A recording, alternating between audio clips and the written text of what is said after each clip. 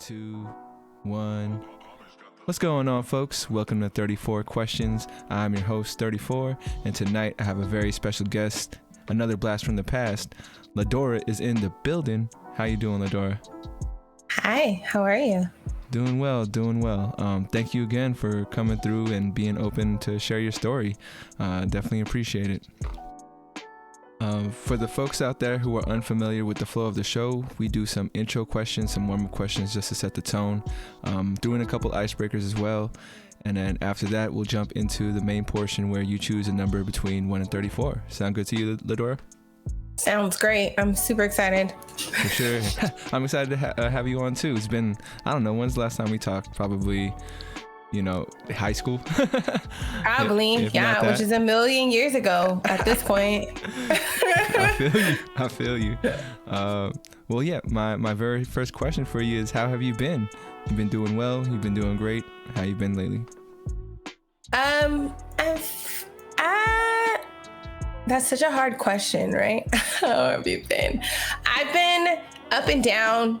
Right now I feel up, which I'm trying to enjoy that of being in the okay, good section and just enjoying that for however long it lasts. For sure. Just curious, when since you're up in the up right now, when you are feeling that downward slope, how do you keep yourself up? I don't. That's probably my problem, is that when I go low, I tend to dip even lower. I'm not really good at bringing myself back up. I just have to be patient with my emotions and just wait for that to adjust itself, I guess, Yeah. There's not really a lot that brings me out of it except for just like feeling it. But I've learned to be okay with the negative emotion and ride it out instead of running away from it. I feel you. And I think that's the better approach. I think I tend to run more than just let myself feel it. But I think I've learned throughout my life that you kind of have to allow yourself to feel those emotions, right? And if anything, it'll just make you stronger whenever you're faced with it again. But for sure, I gotcha. Before we go any further, I do have a couple icebreakers for you. You could choose. You could choose between a one-word spelling bee or a riddle. Which one would you like to go for? A riddle. All right. A riddle. I cannot spell a riddle. I got you. All right, here we go. Can you name 3 consecutive days without using the days of the week?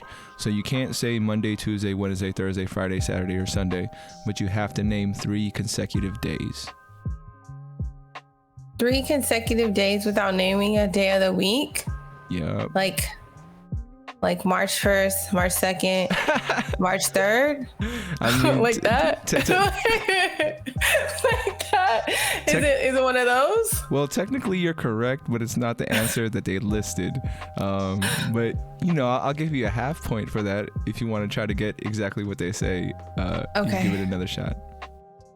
3 consecutive days of the week without saying what again? Without the days of the week. So you can't say Monday, Tuesday, Wednesday, Thursday, Friday, Saturday, or Sunday. Oh, shoot. I don't know. All good. So you're going to stick with that half point? Yeah, I want the half point. Half point's better than 0. I got you. Well, the answer they were looking for was yesterday, today, and tomorrow. Oh. Yeah. It's a good one. So feel free to use it. Don't feel too bad. Not everyone gets it. I was pretty close. You were. You had the right thinking, right? Like you thought outside the box, which is what you need to do for riddles, right? But for sure, thank you for participating. It's funny. All right. Moving on to the warm-up. My first question for you in the warm-up is, what would you like the audience to know about you? What would I like the audience to know about me? I think that before I even answer any questions, I typically say the first thing that comes to my mind. And sometimes I'm very philosophical in the way I answer questions. So I think that that's a good starting piece. That's dope. That's dope.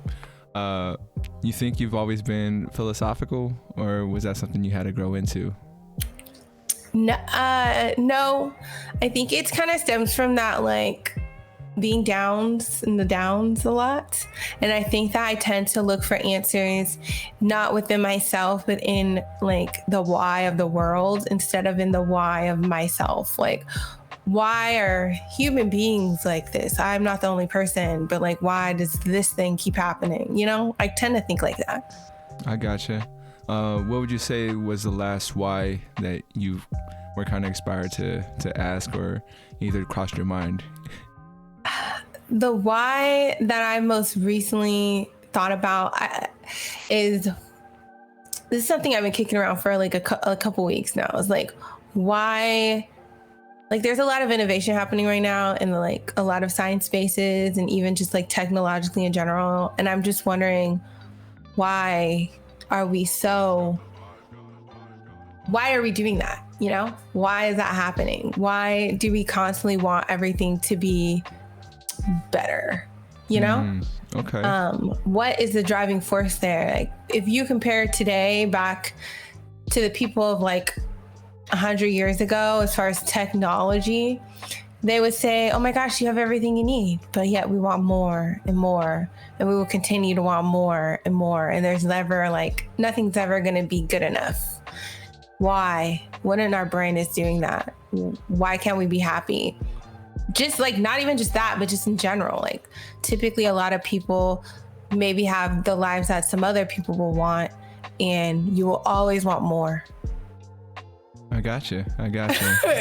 You know, if you're gonna ask me that question, I guess I know there's probably more, and I'm just like boxing it into these two answers. But you know, the good side is that, you know, people want things to be more efficient, easier, cheaper, whatever, you know, like more accessible to everybody. And then the bad side, I think, is just greed. You know, it's like, you know, if we can make money off something by making it better, then, you know, we need to go do that, which I don't know which is the driving force behind most innovative, or, you know, the creators out there, what's driving them.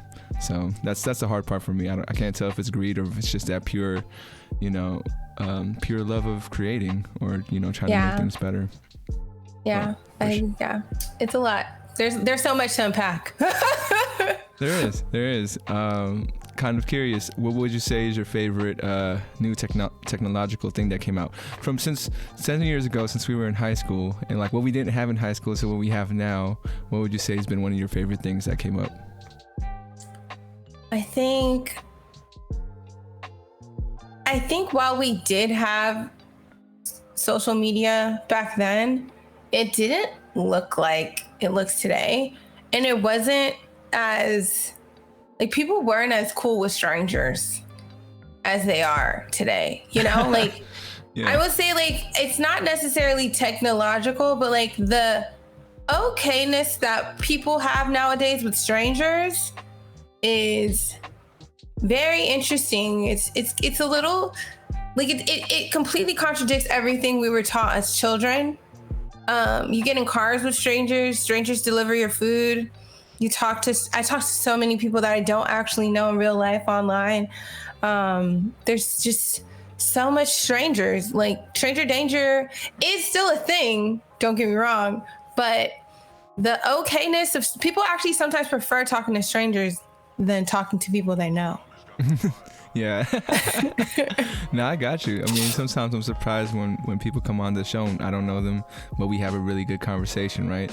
And for stranger danger wise, like, I haven't heard that messaging like to kids in a while. I'm not, you know, I don't have any kids and don't know too many folks who do, but, you know, the whole like, don't get in the car with a stranger. It's like, how can you really enforce it now when you can just talk to strangers online, like, you know, Instagram or TikTok? Sorry, Instagram's for the millennials, right?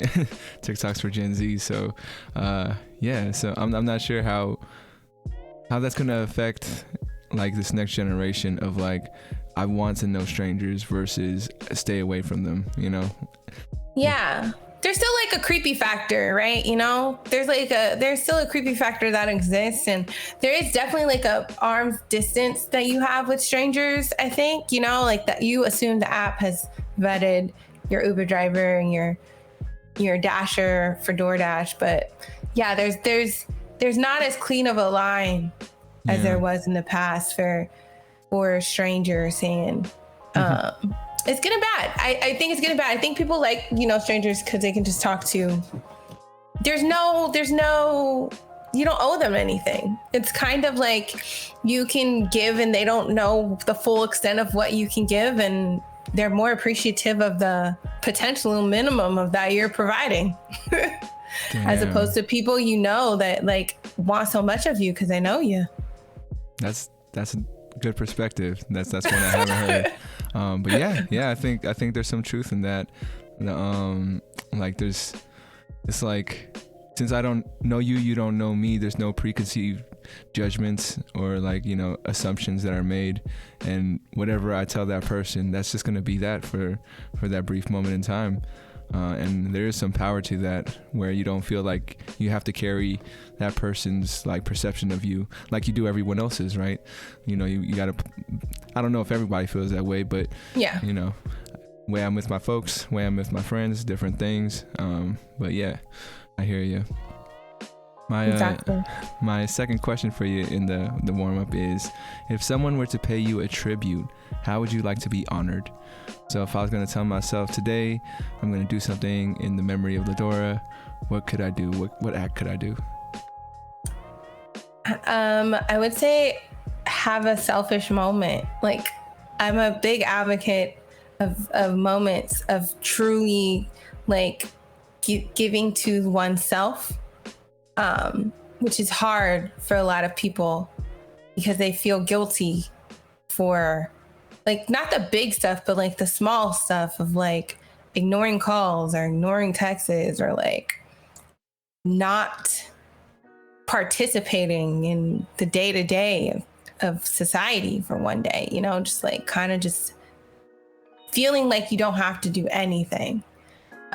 Those kind of selfless moments, people don't do a lot. A lot of people do, you know, they'll be like, I'm going to take a class or do something that helps them. But those all contribute to a bigger system, you know? But taking time off and like being selfish with your all of your time is not very common, even in your mind, of just like, I'm just gonna care about me for a second. People think people do it a lot, but they're usually catering to something and someone, you know, with the current selfish things. Because doing nothing at all, laying there and like literally doing nothing, it's a true selfless act. Yeah, and it feels kind of uncomfortable sometimes when you just feel that pressure of like needing to do something, right? At least for me, if I'm laying back, there's a certain point where I'm just like, damn, I need to get up, I need to go do something. But that's only because I've spent probably the last 10 years being hella selfish and like feeling like I didn't need to do anything. That's how I kind of felt in my 20s, to be honest. So yeah, I think I'm on that other end of it where now I'm trying to like just use all my time for other folks, but I fall back into my old ways, which helps with the balance and keeps me selfish when I need to be and selfless, and makes me want to be selfless when I don't have to be. But for sure, now we know what to do in your honor. My third question for you is, on a scale from 1 to 10, how well do you know yourself? I have no idea who I am, and then I'm becoming okay with that. I feel like I don't know. I feel like every day I'm not learning more about myself. I'm just becoming go with the flow in the process of living. You know, I actually feel like every day I become more distanced from who I think I am, and more understanding of myself as a part of this bigger system at play that I don't really know if I am in myself. if we are all in ourselves, if that makes any sense. So I feel like I give myself more to that we are part of a system, and all parts of the system are acting every day, including me as a part of it, as opposed to me. I have problems with like, who am I, and what is my piece, and what is my like all the I questions. I struggle. I struggle with those. The older I get, the more I struggle, because it makes less sense. I gotcha. No. I think you're in a space where it's great to be reflective about it. There's this new thing that I haven't prepared enough to like unveil on the show, but it's called a vibe check. And one of the questions in the vibe check is, do you think we're all individuals, or do you think we're part of a whole? How do you feel about, if I was going to ask you that now, where do you, and you could be in the middle if you like, but do you think we're individuals, or we're parts to a whole? I think we're not. I don't think that we're individuals, because of how much our lives impact others, and how much, like, one life is not that impactful, like, just in the grand scheme of things, but everything compounds, so that every one life is impactful because it all compounds. One act, the smallest action that I take, buying a water bottle, compounds, has impact, so it's hard. It's one of those things I struggle with, because it's like every little thing that you do contributes to the larger system. Everything that you take contributes to the larger impact of the whole system. So you're not really an individual, because you impact not just other people, but the world, the universe as a whole. You think it's a good thing that, like, we have this impact on the bigger picture, or it's more of a bad thing? I don't think it's good or bad. It's what is. It's just what is happening. Like, it's hard to say if it's good or bad, because I have my issues with good and bad in general. But overall, based on what, like, societal good and bads right now, it has both impacts. It's good and it helps people, and it's bad and it hurts people. Every action, including those well-intentioned, may have bad impact on someone else. I feel you. If you don't mind, I'd like to dig in a little bit deeper into that good versus evil thing, or good and bad. What is your issue with good and bad? I've lately, another question I've been having is like, what is good and what is bad? What are those things? And I know how they feel, right? Human emotion. I understand how things feel when they're bad, and I understand how things feel when they're good. But some things feel the opposite of my things that I would like. Something that I feel good about might make someone else feel bad. So then what is that action? And then just because something makes most people feel good doesn't mean that it's good, because throughout history, some things that people thought were good were bad, like turn out to be bad. It's all so subjective, and like, taking the human perspective out of it, these things don't exist. It's just what is. Certain things just are, and how you feel about them can be temporary or long lasting. Only time will tell. There's just so many factors into good and bad that are subjective. Not subjective. Yeah, subjective. They change for each person. There's no one action that you can pinpoint to say that this is definitely good.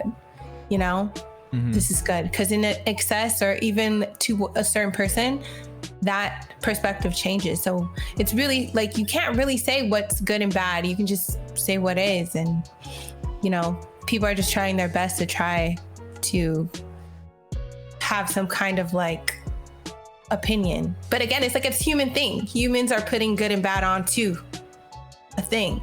it's like a part of, I think I feel like it's part of our biology of like, it gives you emotion. Some emotions we like, some emotions we don't. And so, you know, that's just how that's our lens on the world, but not everything is probably putting something in a good and then a bad, you know, but yet they're still experiencing life and still going through it just fine, you know? Yeah. I mean, it seems too simple to put things in just two things, right? I think there's a lot of gray area, and I don't know about for you, but for me, that growing up, I was very like two-sided, you know, this is what's good, this is what's bad. And then it was something as I got older where I'm all like, that isn't necessarily the case all the time. And more often than not, that's never the case. You really have to deep behind the story to kind of figure out, you know, where you stand on it, where your personal views kind of align with what's going on. And one last question to end the warm-up, just to follow through with that third one, is what would you say is your favorite thing about your personality?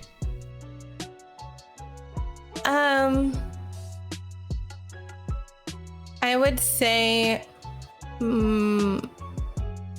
I ask a lot of questions, so like I'm curious sometimes I'm curious. If it's going down a path that makes me feel bad, I don't want to dig into it too much more. But overall, I'm curious to understand why people think the way that they do, why things are happening the way that they're happening. I like the why. Gotcha. For sure. I mean, I'm the same way.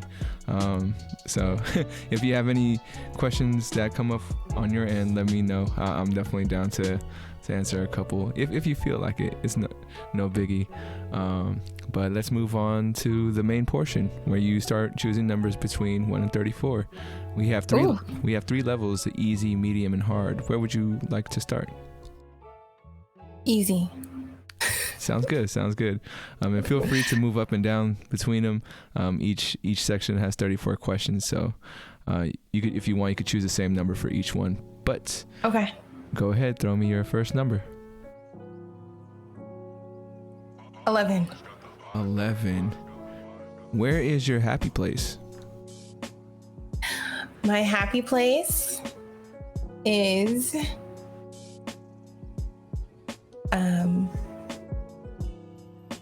my happy place I think is when I'm planning vacation.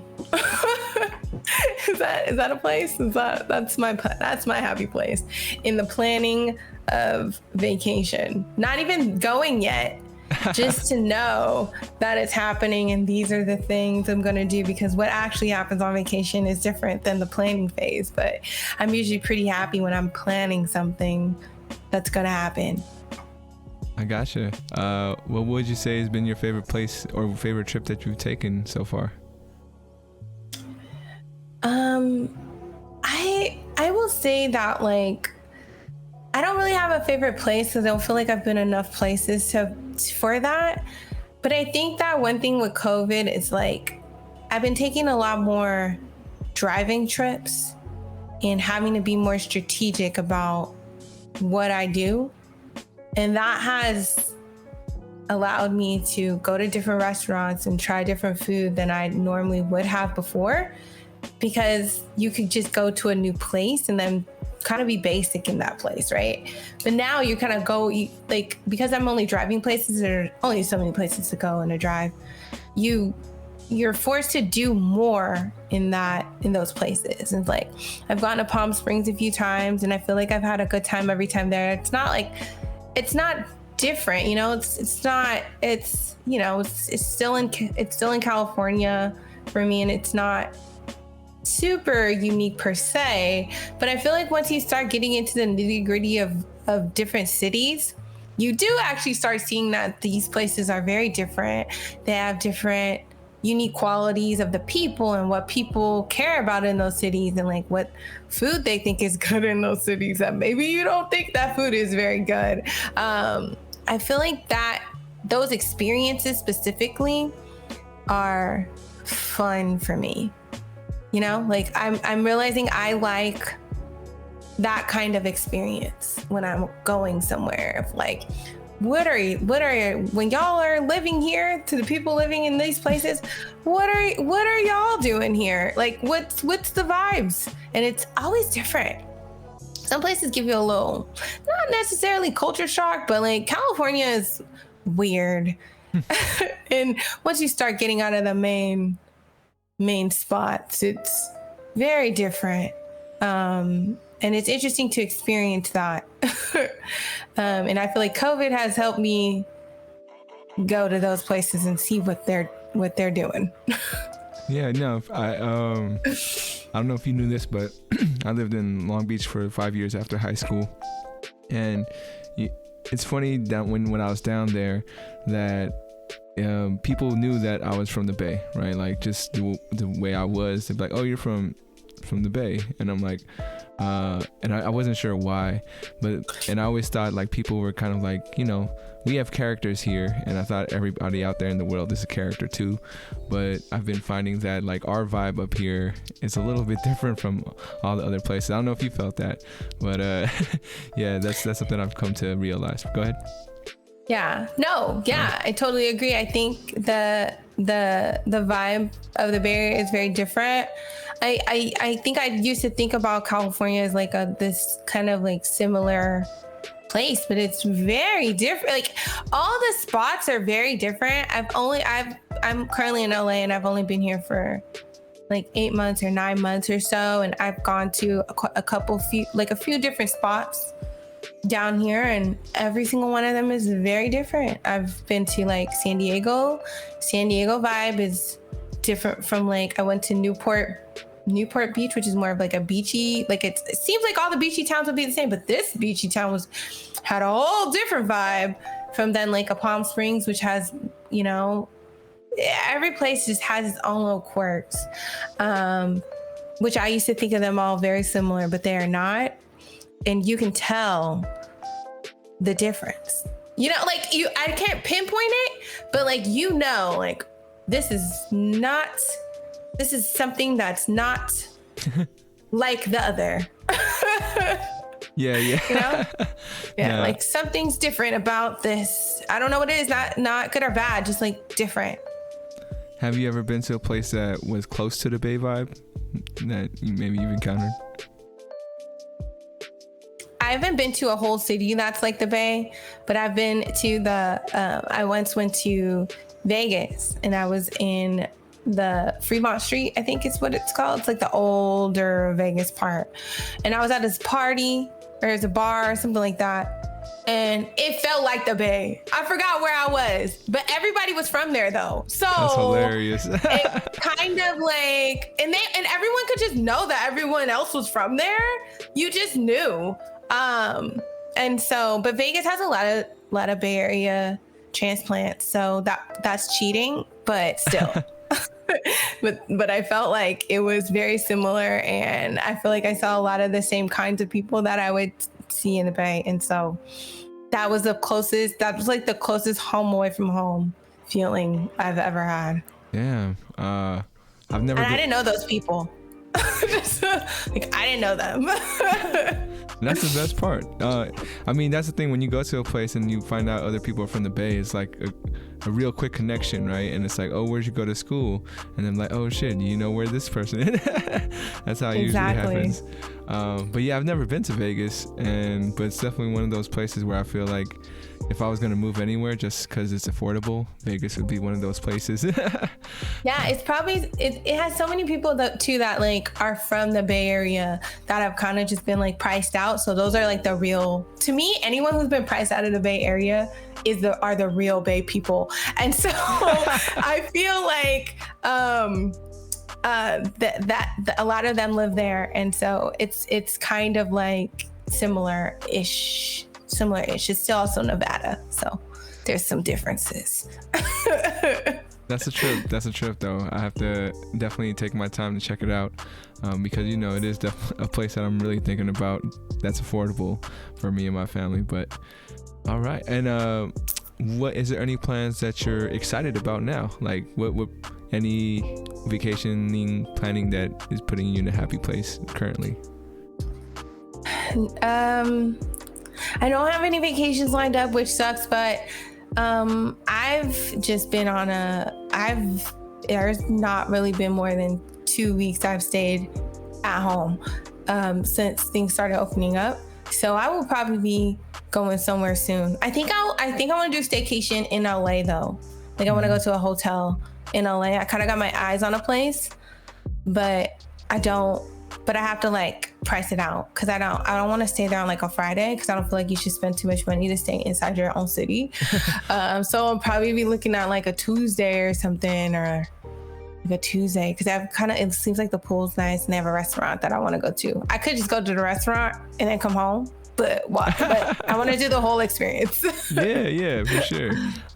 Yeah, do you do reviews for that kind of stuff, or if that's not really your jam, since you're doing it, since you I don't do reviews, but I do like post it up, but I usually do it like well after I've left and gone, like came back. I probably talk about it like maybe on my stream, but I don't have like a big LA fan I got you. Community. I don't have a big LA community, so I don't know if anyone cares. I don't consider myself a influencer in that way. So, Yeah, so you mentioned streaming. How long you been doing that for? I've been streaming for 3 years. It feels like I just started, but it's been 3 years. That's crazy. Yeah, like what's your process like? Is it I mean, I figure if it's easy, everybody would be doing it. So I don't think it is easy. But yeah, what's your experience like with it? It's such an expensive startup cost, and I think that's what prevents people from streaming. Because while there's internet everywhere, like people expect a certain level of quality, I think, when they're watching a video. And streaming is difficult because you need a certain amount of internet, a certain level of somewhat quality camera, which isn't super expensive, but it's still expensive. It's like $100 potentially for like a good webcam, because usually the one that comes with your laptop is not that good. And then you need like a decent laptop usually, to be able to stream it. So I think that's what prevents people from streaming, is it's really expensive startup costs. But if you're a gamer and you have a gaming PC, you could stream, it's no problem probably. And I think it's also really easy to stream from a console if you have a console. But again, console is very expensive to buy those PlayStations and those Xboxes. I know it is. I've been saving up for the new Xbox, even though like the new Xbox, new PlayStation is so hard to get, and I think they're just like driving the demand up. So when holiday season comes, everyone's on it. Well, what inspired you to get into streaming? Like, what made you go like, you know what, I'm gonna do this and I'm gonna keep on doing it? I'm very impulsive, so. Which is again why I'm like always leaving. I'm super impulsive. I saw I get influenced a lot by social media ads. So I saw an ad for TwitchCon, which is I stream on Twitch. Saw an ad for TwitchCon. I was like, all right, I'm gonna go. And I'm gonna start streaming because this looks cool. I don't know what TwitchCon was, but it was in San Jose at the time. I was living in the Bay Area. So it's like, all right, that's not that far away. I'll go to this TwitchCon. This is after, but mind you, I went to Comic-Con 2 years in a row, couldn't get a ticket, and I wanted to go to some type of convention because I had so much fun. And so I was like, all right, I'm gonna go to TwitchCon. Oh, it's a live streaming site? What is this live streaming site? What is live streaming? I mean, like, I know what it is, but like, how does it look on this website? So I go to the website. I'm like, all right, cool. I think I could do this. This would be no problem. And then I'm like, all right, go to TwitchCon. I meet people because I like to get involved in the community of things before I like dive into it. And I'm like, do I like these people? Yes or no? Do I like them? Yes or no? And I liked all the people that I came in contact with. So I said, cool, I'm going to get all this stuff for a PC. I'm going to build it out and I'm going to stream. Because at the time I didn't even have a computer. Damn. Like I just was, because I had my work laptop, and I just do work off that, and I do most things off my phone because you can do almost everything off your phone. So I was like, okay, I'm just gonna build a PC so that I can game on it and I can stream off of it. And that's what I did. I came home from TwitchCon. I had a great time. I said, I'm gonna buy all these pieces. I'm gonna put it together. It took me a few months to get all of the pieces in a way that I felt like was affordable to me. And then I just started streaming after that. You know, it's been slow, but it's been going. I have a little community now, but yeah. So it's kind of it was quick like that. Yeah, that's crazy. But also, I'm glad to hear that, you know, you did something on an impulse and, you know, you're sticking with it. Because I have that problem of doing something on impulse and not seeing it all the way through. But for sure, that's sick. Yeah, it all started with going to a convention, right?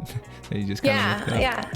I feel like impulses stick when you build community. So my impulse typically is to like join a community of the thing first. So like I wanted to start a blog. So then I started going to meetups about blogging in the Bay Area, and then so I met a lot of friends doing that. So then now I'm in a community of people that are doing it, and so then you feel the need to keep going because all of your friends are doing it now. Do you know what I mean? So I feel like that makes you do it. No, you're right. I think that was one of my biggest issues, is that I never really built or joined communities whenever I was into doing something. I tried to do everything by myself, and, you know, eventually that just, it adds on, and it really makes you feel overwhelmed. Like, I don't really want to do it no more. But yeah, with the podcast, it's been definitely a lot more easier to connect with other podcasters or other content creators, right? And then everyone's just kind of like trying to push everybody up, which I definitely do enjoy. But for sure. Go ahead and throw me another number. I want to go medium. Is it medium? Medium. Yep. And then I want to do 23. 23 medium. This one is, do you think you know what you're doing?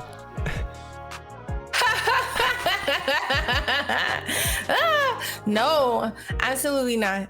I have no idea what I'm doing. I think if you ask me this question in like my mid-20s, I'd be like, yeah, I know exactly what I'm doing.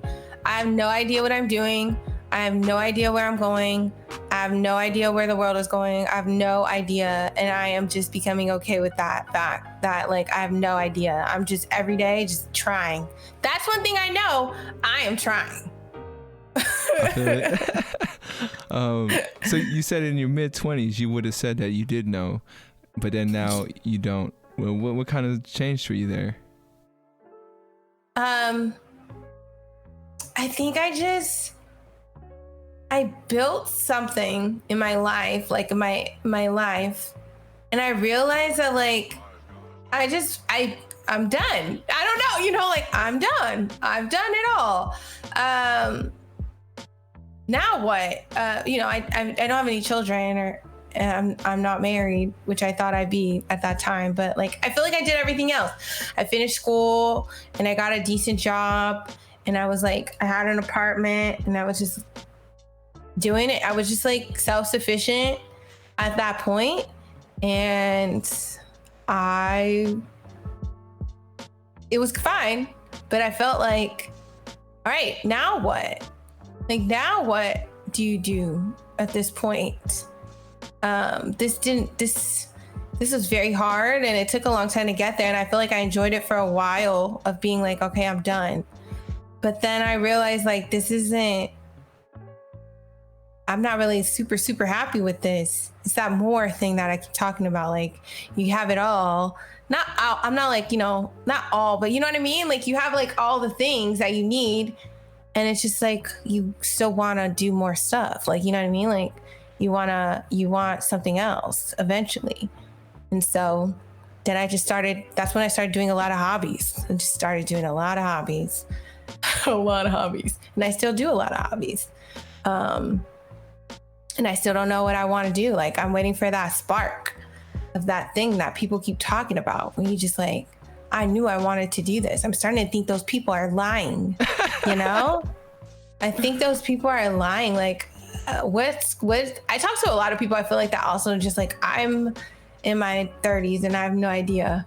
And I thought that little spark that's like, I want to do this for the rest of my life. Where is that? I have nothing I want to do for a long time except for, no, there's really nothing I want to do for like, that's like, I need to do this with the rest of my life. There's nothing like that exists for me.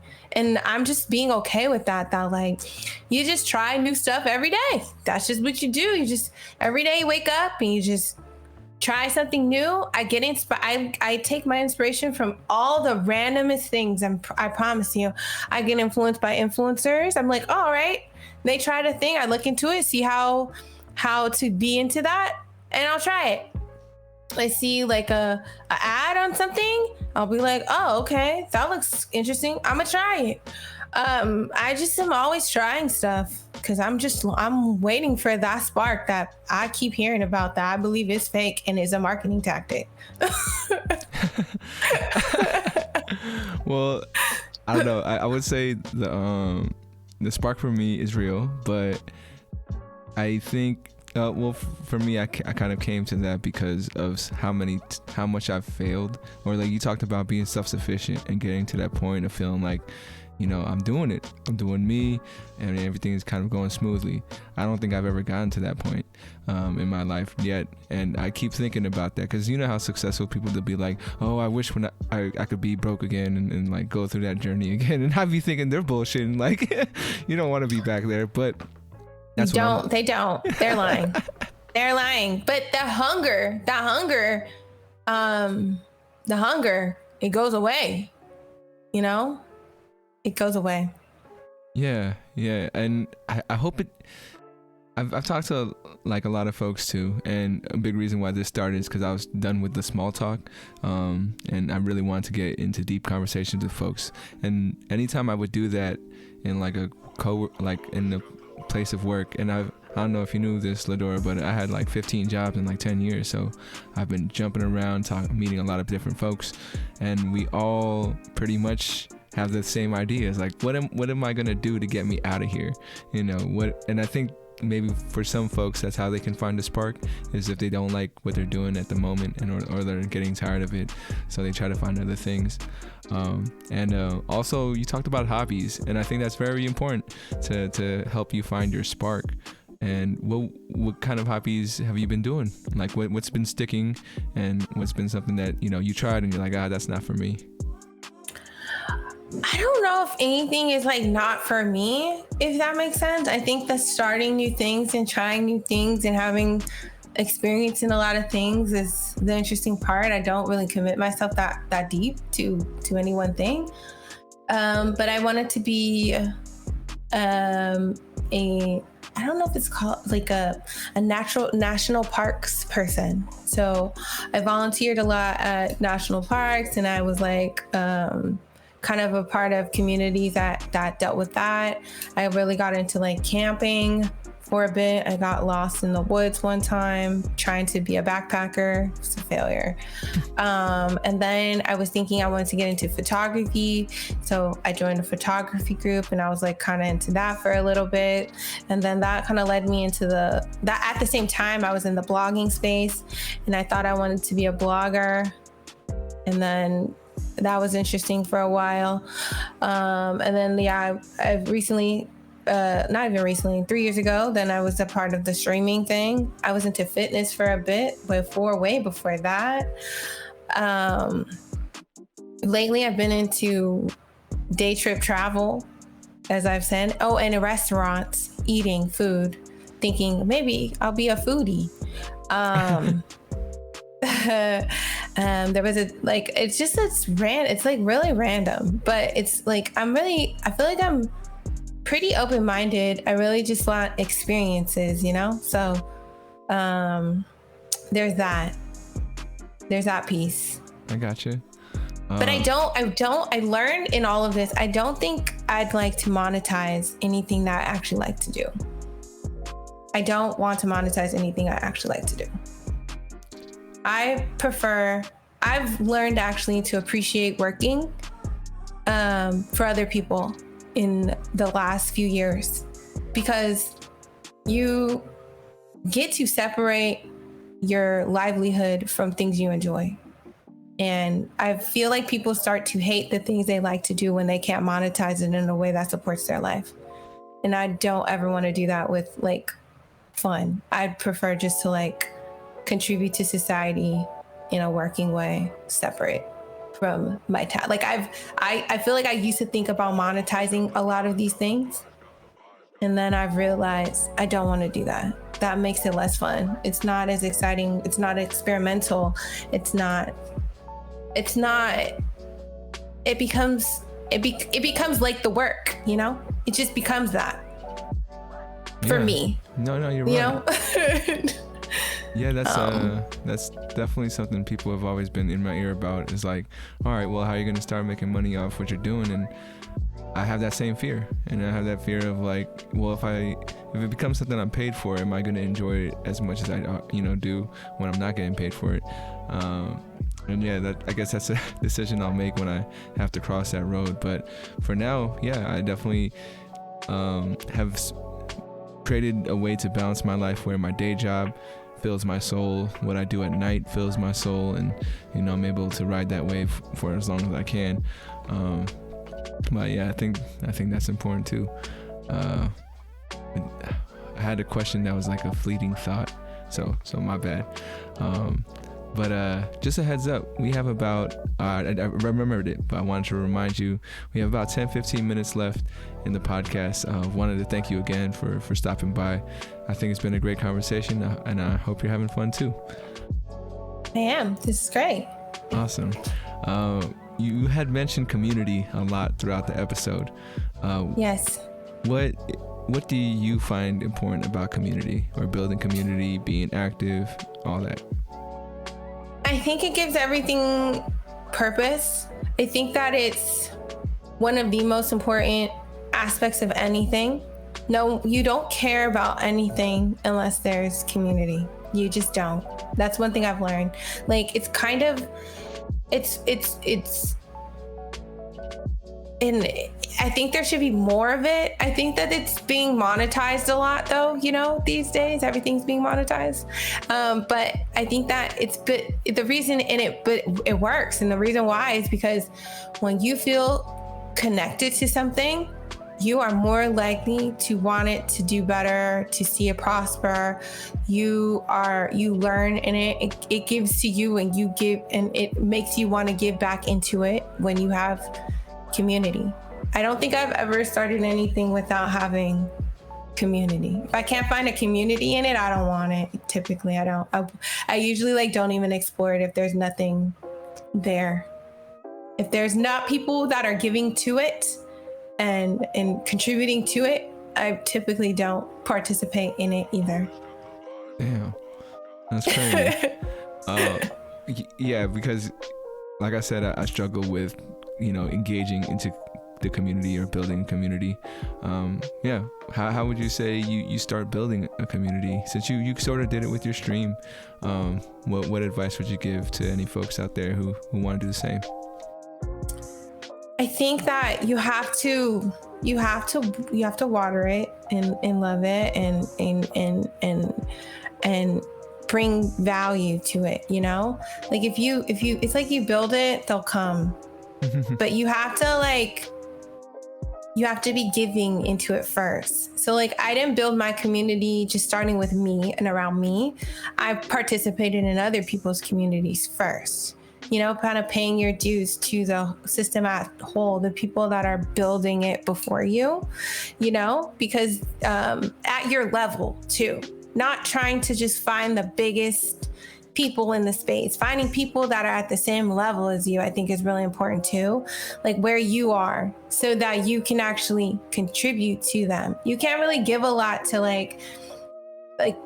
if I'm a small streamer, a really small streamer, I'm not going to give to the top streamers of the world. I have really nothing to give from a streaming perspective, maybe from a corporate perspective, but not from a streaming perspective. I don't really have much to give there. But people at my same level, as we're all trying to figure it out and struggle, I have have a lot to give here. I can help, I understand like different things of like maybe how to make a banner or how to find different things from other, like I was in the blogging community for a while, so I understand how they pitch to brands and things like that. That same ideas don't live in the streaming world for some reason, even though they have community and audiences and people, they don't pitch. They think that the people are just supposed to find them. I feel like a lot of the time, like they think people are supposed to just find you and know to give you stuff, but you got to go out there and pitch. You got to be like the bloggers are pitching. They're saying in their posts and things are saying, oh my God, thank you for working with me. But they went after it and they pitched the whole thing and gave them the whole idea for this whole partnership. And then they're just executing on it. And that's just how they're doing it. But I guess it sounds better when you say they came to you and you didn't go to them. But stuff like that, like of just knowing some of those things is helpful to people that are trying to figure it out. Maybe, you just learn a lot in general of like people trying to figure out what's happening behind the scenes. Like I've worked in different like tech companies, and I understand how some of that can work behind the scenes without like, don't work at any of these places, but I feel like there's some similarities and I can add some value there. You just got like ideas on like, I'm not going to do this, but maybe you want to do this and you have the bandwidth and you want to execute on this. They're just things you can add to people and help people with. Genuinely, also be genuine about it, not just to receive, to give because you actually care. And people will see that and they will want to know you and they will want to help you if you genuinely want this thing to move forward. And if you're fake, you will eventually be outed and that the community will not allow you to participate. You just got to give value, understand that like you got something you can bring to the table, something. If you've worked anywhere, I feel like you probably know how to stream. If you've done any customer service, streaming is literally, I feel like some of that. It's some of that. You're trying to keep people happy, but also recognizing that you can't. Because unlike a lot of other platforms, it's real-time feedback. And people are real-time telling you they don't like it. They don't like what you're playing. They don't like what you're doing. They don't like what you're talking about. And they're really mean about it. And you gotta customer service it in a way where like, okay, well, I'm not doing that right now. If you feel strongly about what you're doing, or you appease. I don't really recommend appeasing the audience too much, but there's a level, there's balance. Yeah. No, thank you for that answer. I just asking you for some quick feedback for something like this. Like, live streaming is something I've thought about, but because like you said, there's some negative feedback that can come up. That's something that's turned me away from it because I don't want my guests to get bullied. Like I can handle it, but if someone starts ragging on my guests and I'm like, maybe this isn't a good idea. How do you feel about that? Do you think something like this would be worth trying to go live, or should I just keep it where it's more controlled, I think that, it depends on the audience, I've done some shows where it wasn't like questions like this. It was more like a kind of a game show. I've done some like game show streaming sites. Not streaming sites, streaming shows.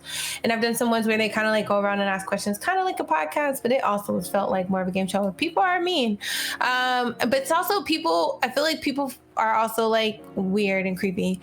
It's kind of the nature. I feel like if you're a guest or content creators, they understand that that's kind of like the nature of it. But if they're not, it can be kind of disheartening. It can be hard, but typically on live stream, you have mods that can block and prevent you from seeing stuff before, like, there's auto modding, there's auto stuff that stops certain things from being said. Because people are trolls, like Twitch especially. People are trolls. Like that's their nature. That's what they're about. They love that. That's what they want to give that's their contribution to the internet.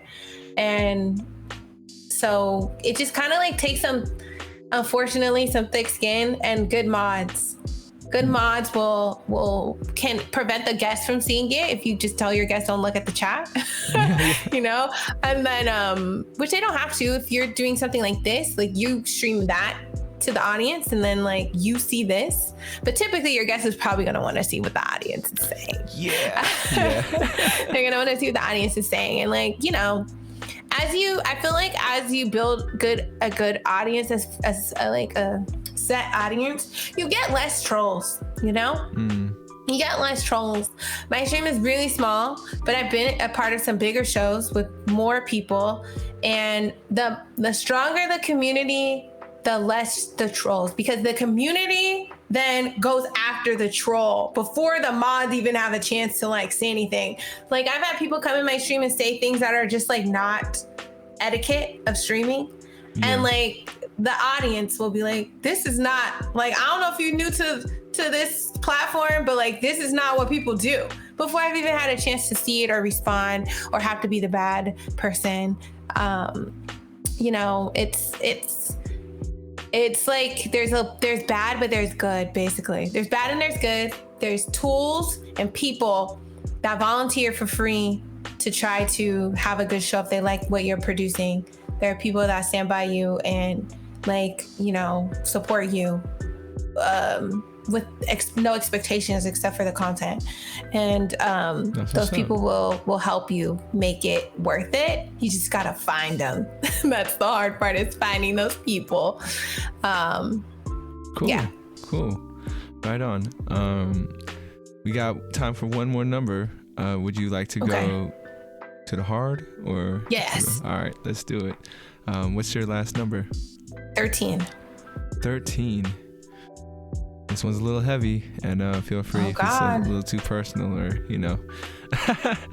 But this question is, how have you disappointed yourself? How have I disappointed myself? I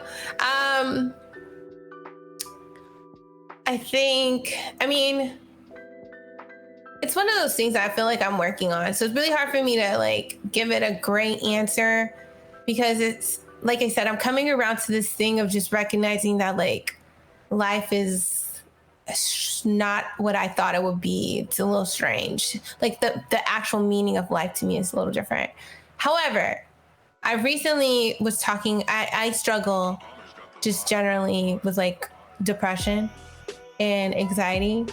And I feel like recently, I've given, and some of it's on me and some of it's just itself, is I've given too much time, you know, too much time to it.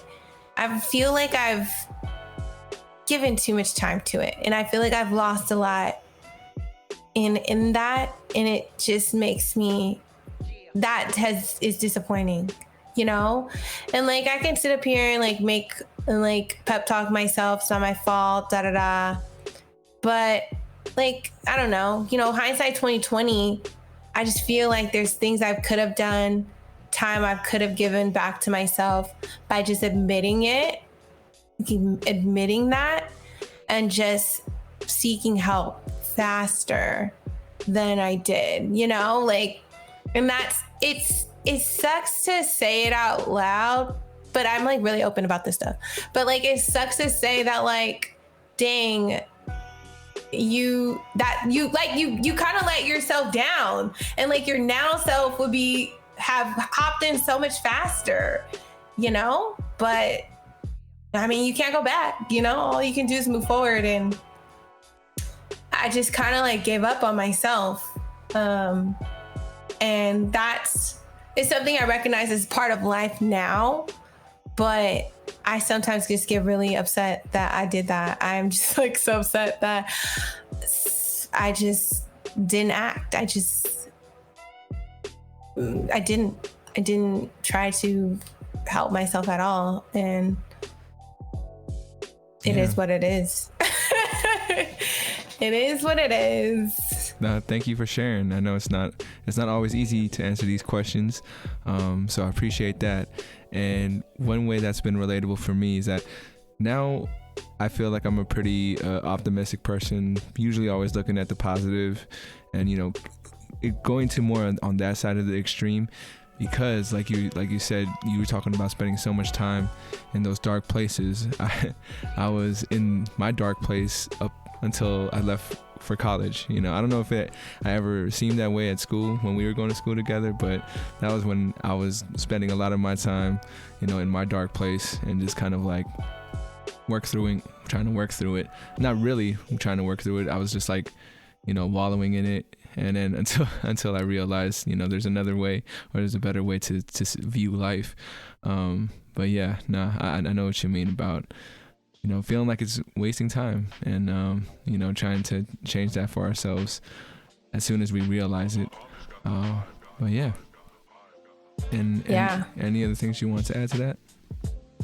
No, the only thing I'll add, I think it's just that while I myself am I also have realized about myself is that I am not optimistic. It is just like not me, if that makes any sense, which is very counterproductive to depression.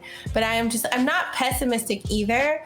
I am just what is, what is, like, what is it? I don't try to make things positive where that need not be. And that bothers me when it's being done. Like, I tend not to like that too much. And I have to reckon with, though, at the same time, of like being okay, like being myself and recognizing who I am and what, like, how I think, and also at the same time recognizing like the difference of that, and then being depressed. Because I feel like my depression for me is like sad. Like, it's not sad, it's me pushing down the negative feelings to be positive all the time, like to want to be that for the rest of the world, instead of just like experiencing, I am not happy. I do not want other people to make me be happy. I am upset about this. This is upsetting to me, or this is whatever negative emotion that is, and feeling it and being there and like letting myself be in that moment, and like not letting other people try to drive me out of it unnecessary, like where I'm not like, it's not bad to be sad. These are not bad. Have you ever seen Inside Out? Yeah, Pixar. Yeah, and you know that moment when she's like, sadness is important too. Like, it's important, and it is important. Like, there's obviously everything that in excess anything in excess is too much, right? But like, I tend to do my best work in this space, but I need to also know, like, I can be happy about things also, but like, I do my best thinking, work on myself in this like more negative space, and just like, and not trying to like it just is how it just is a better place for me, but I need not go to the deep end either. And I feel like I know that there's other people out there that feel this way, and they're just like trying to be positive, and even in therapy they teach you like that positivity is very dangerous. It's a dangerous, it leads to more depression when you pretend to be happy and you're not. So just want to say that to anyone out there that is feeling the same. It's real. You can be upset, you can be mad, you can be sad. You can get that. You got to experience it. Don't try to push it down. Like, experience it and be done with it. I gotcha. Yeah, damn, you had me reflecting on like, shit, am I like, trying to ignore all the negative? But no, I don't think you are. Everyone's different, like in you probably are just a more positive by nature person. Yeah. Well, thank you for affirming that for me. I think so too. Like, what I want to be aware of as I go through life is when I do have negative emotions, that I can feel it and feel it deeply, but not hold on to it too long, because I think I've held on to a lot of stuff for a long time, and that's one thing that I guess that's what scares me about feeling those negative emotions, that I don't want to hold on to them. And yeah, I guess we're all works in progress. So exactly, that's a great point, that there's a difference between holding it and just like your lens, that the like how you're like, just how you feel is a difference between like holding on to that bad day for like a year like as opposed to just how you are as a person, like your general nature as a being. These are not the same thing, but people put them together sometimes unnecessarily. They do, but that's why, you know, it's good that we talk it out, right? So we get that clear understanding. All right, Ladora, we made it to the concluding portion of 34 questions. Got a couple more questions for you as we end this. But before we get there, there's this new thing I'm doing. It's called the 34th mantra, where I have my guests fill in this phrase, and the phrase is I am, I can, I will. So I am blank, I can blank, I will blank. How would you fill in those blanks? Oh man, I am. The first thing that comes to mind is I am doing my best. Okay, that's dope. I am doing my best. And then what's the next one? I can. I can try every day. And I will. And I will.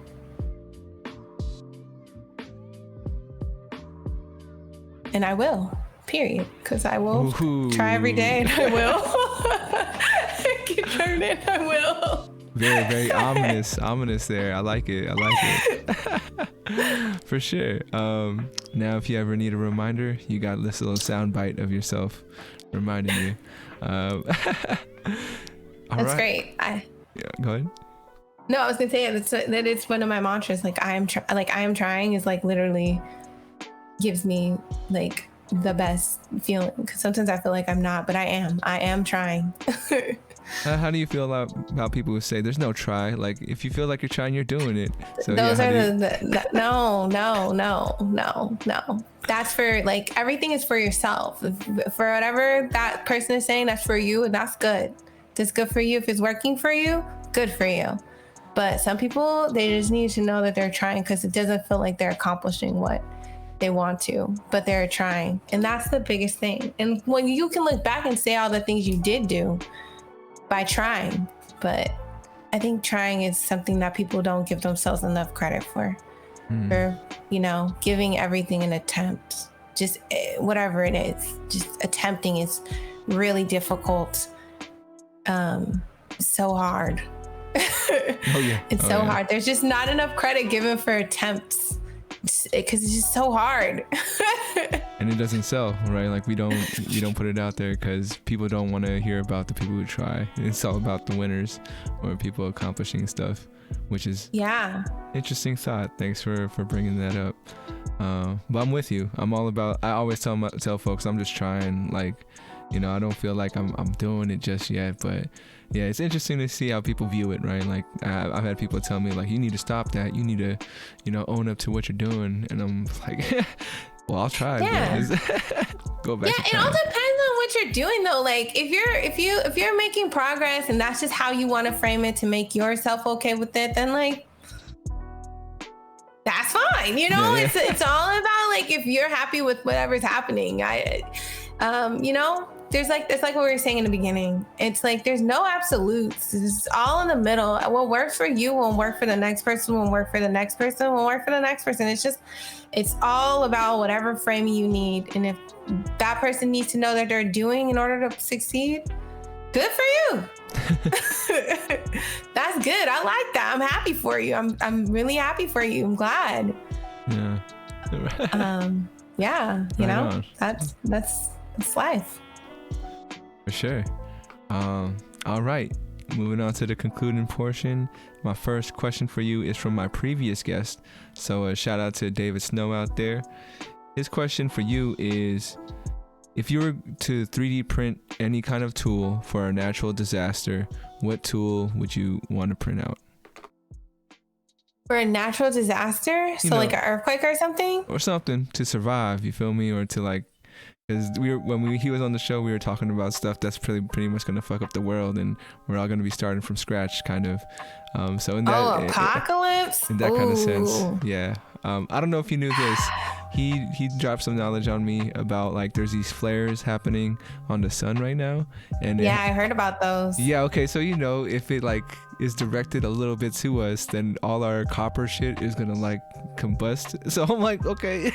Anyways, aside from the point. Yeah, I have problems with okay, about me, like if it's apocalyptic level, like too many percentage of the Earth's population is gone, I don't want to survive that. So I'm not gonna want to make it. But if it's like some natural disaster, local like type of stuff, okay, I can think about what I'm gonna do, because that's more my speed of survival. That's like the gist of as much as I'm trying to survive. And I think that I want 3D print though. That means it's not gonna be as smart as I want, because I want a force field. I want a force field. I feel like that's gonna stop almost everything that I need it to stop. Wind, like tsunami, earthquake. What else can happen? A hurricane, if that's just magically tornado, fire. I need I want a indestructible bubble. Heat preventing, water preventing. You could, that could be a thing. That could be like, when you say force field, I was thinking about some electric thing like Zoom. That's what I was thinking. But if we got to 3D print it, if they got the materials, that's what I'm trying to have a bubble that like this start blowing away, like I'm gonna be cool in that bubble. That's what I want. It's like a pod. Yeah, I hear you. Yeah, like a yeah. That no heat can get in either if there's a fire. No water can get in if there's water, but it can't flow because I might go back out to sea.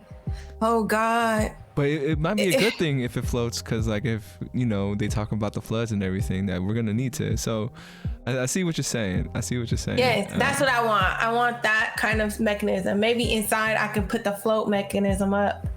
If you start going underwater, that could be an option. Yeah, or you could stay underwater, right, and like let everything happen above and then come up. Yeah, I see what you mean. There could be a lot of scenarios. My second question for you is, what would you like to ask the next guest that comes on to 34 questions? What would I like to ask the guest? Yep.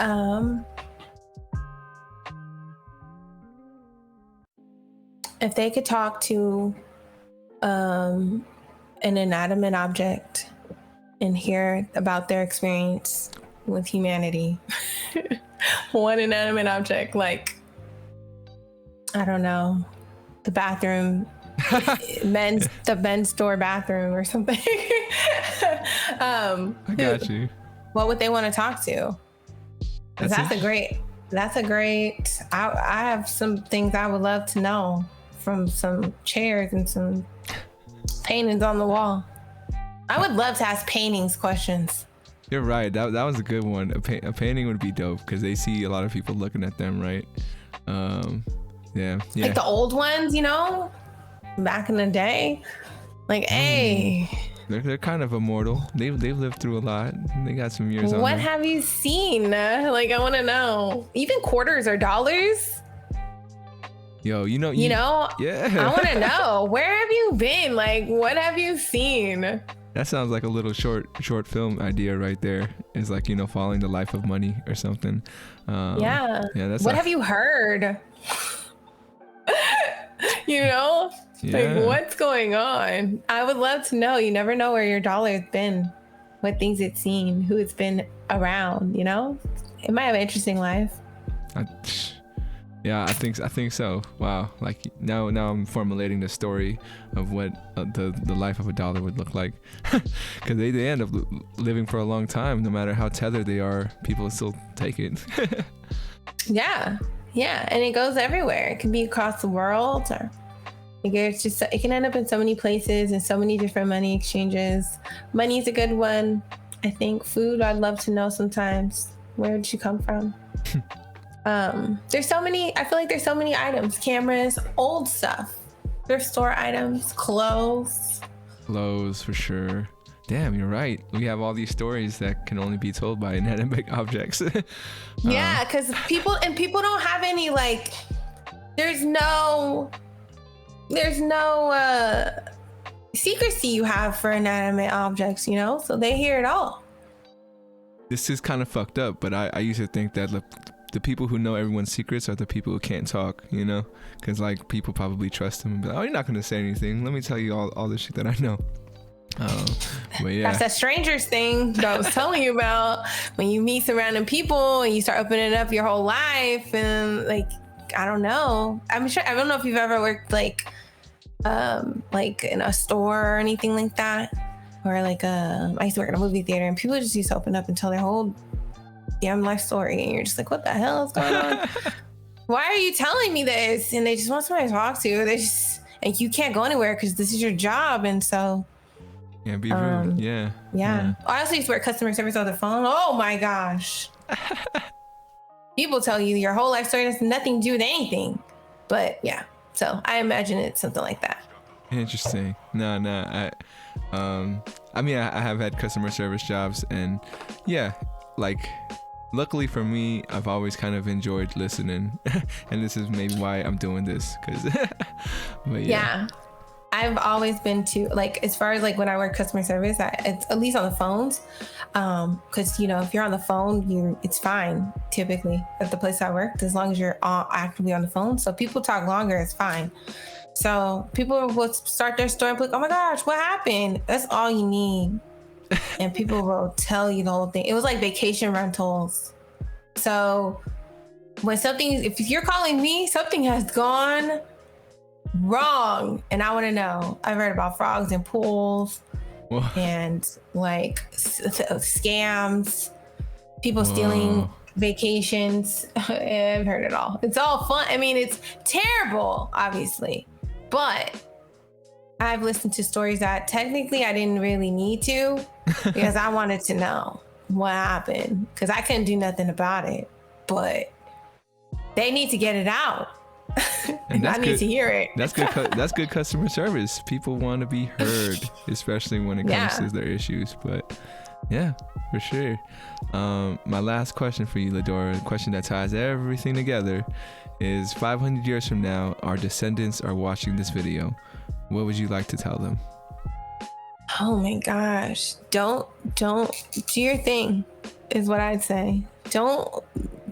It doesn't, whatever I have to tell you has no bearings on 500 years from now. It doesn't matter. Just keep doing whatever y'all doing. If you made it 500 more years than us, you got to be doing something right, because I had no faith. I had no faith. So you got it. That's what I'd say. I don't think we have anything to offer you. Hopefully, if you're making it and people are surviving and actually getting along, 500 years from now, like, y'all figured it out. For sure. Travel back in time and show us how, you know. Yeah, please come. Let us. No, actually, don't, because then you probably wouldn't have made it. True. Just keep it to yourself. I'm glad you're kicking around. Hopefully on Mars or wherever Elon's trying to take us.